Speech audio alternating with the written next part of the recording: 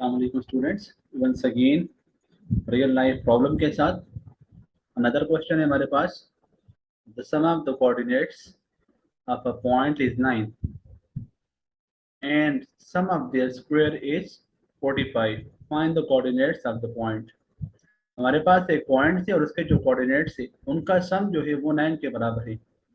आपके पास एक पॉइंट है, वो ऑर्डर पेयर फॉर्म में है, एक्स वाई फॉर्म में है, तो उसमें एक्स और वाई का जो सम है वो 9 के बराबर है और एक्स और वाई के स्क्वायर का जो सम है वो 45 के बराबर है। तो हमने वो पॉइंट फाइंड करना है कि वो पॉइंट कौन सा होगा। तो लेट हमने वो पॉइंट सपोज करवा दिया कि वो हमारे पास एक्स और वाई है। So now according to the given condition या बाय गिवन कंडीशन आप लोग जैसे ही लिखो, तो फर्स्ट कंडीशन के मुताबिक आप लोग के पास जो एक्स और वाई है उसका जो सम है वो बराबर है 9 के। और जो दूसरी कंडीशन उसने यहाँ पर लिखी हुई है उसमें लिखता है वो कि उनके स्क्वायर का सम जो है वो बराबर है 45 के। अब अगर ये दोनों इक्वेशंस को देखा जाए तो ये हमारे पास लीनियर इक्वेशन है और ये हमारे पास क्वाड्रेटिक इक्वेशन है। तो अब हम यहाँ पर इक्वेशन नंबर 1 से एक्स या वाई को फाइंड कर लेंगे फ्रॉम इक्वेशन 1। इक्वेशन 1 से आप लोगों की मर्जी है, एक्स को फाइंड करो या वाई को फाइंड करो। मैं यहाँ से वाई को फाइंड करना चाहूंगा, वाई इधर रह जाएगा और ये बन जाएगा 9 माइनस एक्स और इसको नाम दे दिया हमने इक्वेशन नंबर 3। अब हमने इसी इक्वेशन नंबर 3 को पुट करना है इक्वेशन नंबर 2 में। So put y is equal to 9 minus x in equation number 2। यहाँ पर y की जगह आप लोग 9 माइनस एक्स लगा लोगे। जब ये वैल्यूज हम यहाँ पर पुट करेंगे तो ये बन जाएगा हमारे पास x square plus 9 minus x का whole square is equal to 45। अब ये फार्मूला बन गया a माइनस बी का होल स्क्वायर।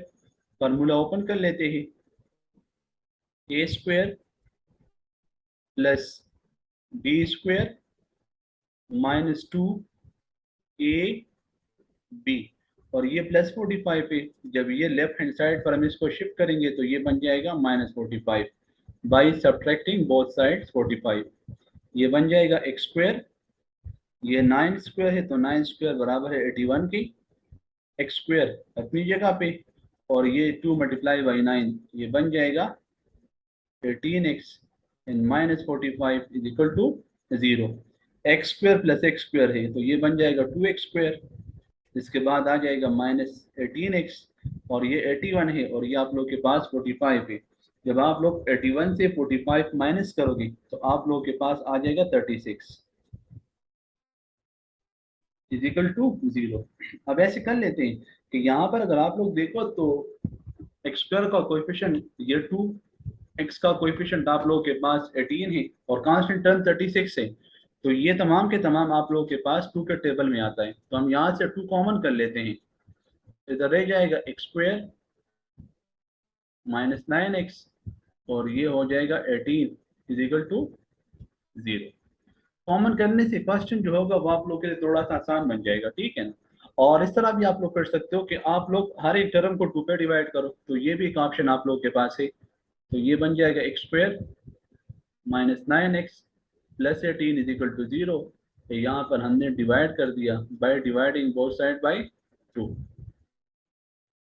दोनों साइड्स को 2 पर डिवाइड करने के बाद आप लोग के पास ये इक्वेशन। अब ये आप लोग के पास देखिए, तो इसको आप लोग फैक्टराइज करना चाहो या बाई कंप्लीटिंग स्क्वायर या बाई क्वाड्रेटिक फार्मूला, आप लोग की मर्जी है।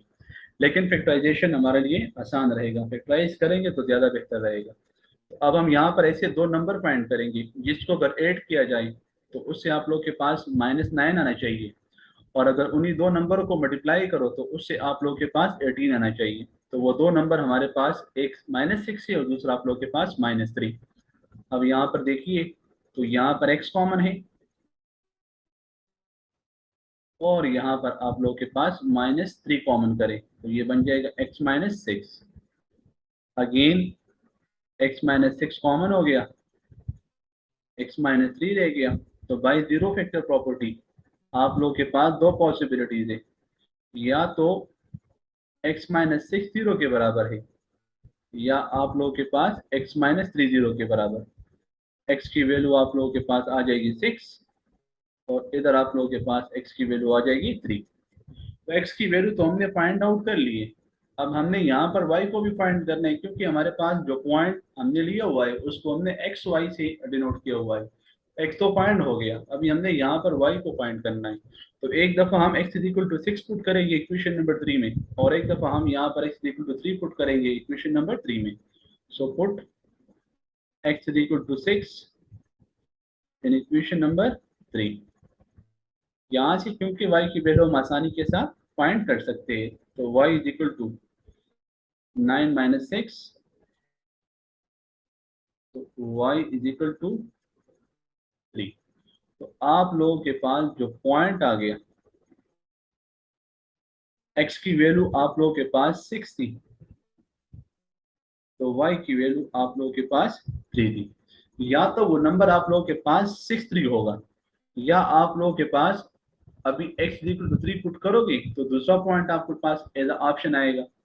सो नाउ अगेन हम पुट कर लेते हैं x is equal to 3 in equation number 3 में पुट कर लेते हैं, तो यहाँ भी y की वैल्यू आ जाएगी 9 minus 3, so y is equal to 6।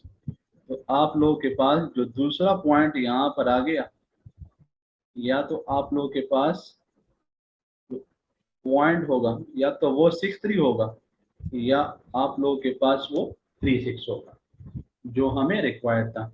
तो आखिर में हम इसको लिखवा देते हैं 10 द रिक्वायर्ड पॉइंट इस।